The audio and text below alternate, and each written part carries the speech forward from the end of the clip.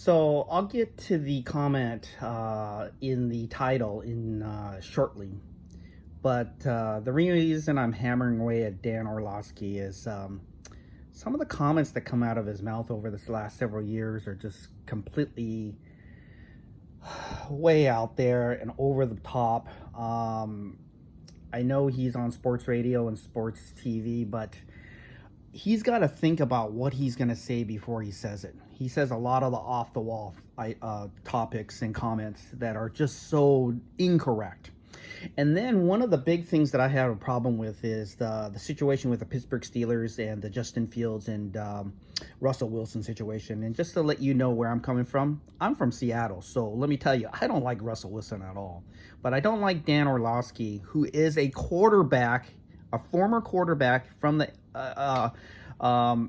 journeyman quarterback who played the game, who just is so incompetent. This really shows you why Dan Orlovsky was never a starter in the NFL.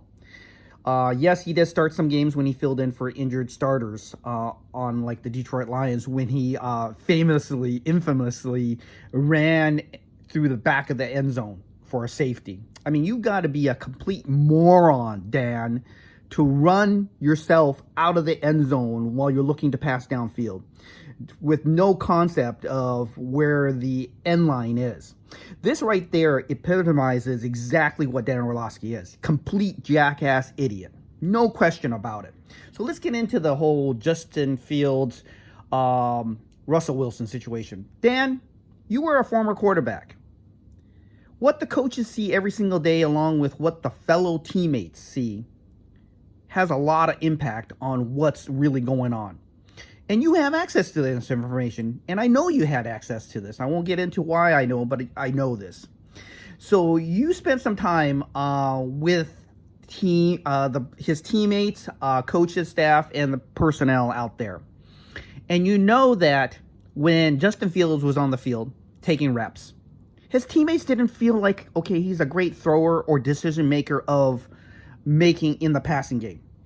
Every time Russell went in there, you can get the sense that he was the team leader. He knew where the passes had to go, and he made quick decisions. So, yes, I understand Justin Fields is a great runner of the football, and he can extend plays with his legs. But in this day and age in the NFL, you got to have a passing game. You can't just rely on your feet. You've got to be able to move the sticks, and you have to be able to chuck it down the field. If anybody who's watched any Pittsburgh Steelers games for the last several years knows that they were really anemic on offense. It was extremely painful to watch Pittsburgh Steelers football. They had to rely on keeping the score low, having great defense, keeping the score close, and hopefully pulling it out at the end.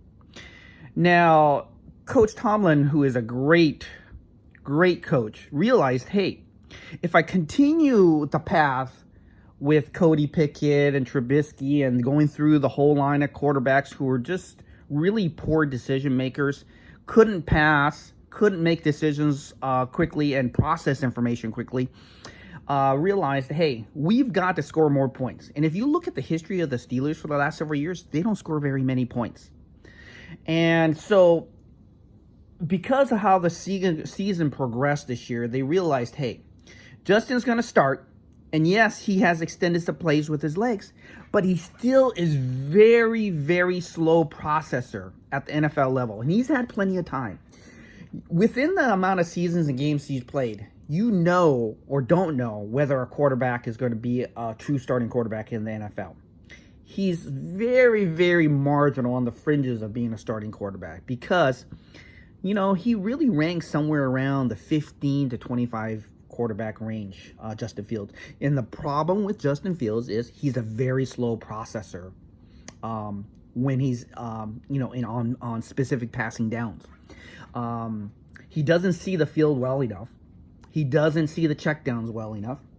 And then he can't place the football where it needs to be. And in this day and age, you have to be a good passer.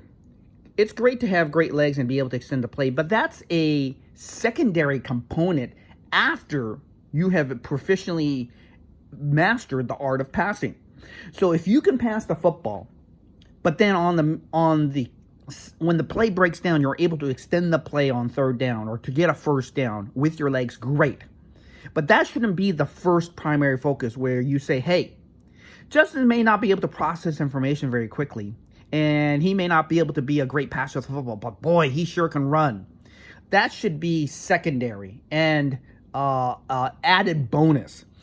Now, what they've seen in Pittsburgh is basically that situation. They realize, hey, if we continue the path, even at 4-2, we have one of the worst offenses in football.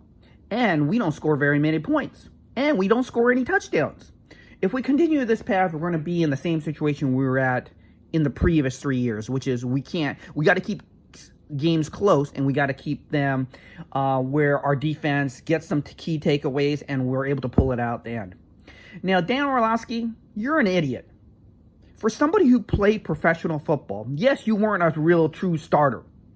But the fact that you were on an NFL team for a number of years, you should be competent enough to know how the quarterback position should be played. And the fact that you don't really, really tells everybody you're a jackass and you're a horrible football player. This is why you didn't make it as a starter. This is why you suck, okay? Now, granted, you have an ugly wife and you have ugly kids. And that's all on you. But hey, the fact that you're on TV, you're going to get this blasted by people like myself. You're an idiot. For a guy who played quarterback, you would think that you had some common sense and you would understand what the quarterback position is all about. But you don't. You right there show that you can't process information fast enough and accurately. So that really tells us exactly about your career and about your ability to analyze the game of football. The fact that ESPN hires you is because you are a white guy who could just be the slot boy for Stephen A. Smith. Stephen A. Smith wants somebody across from him he can pick on, he can beat up, and who's going to say off-the-wall topics. And that's who you are, Dan. But you have absolutely no credibility whatsoever.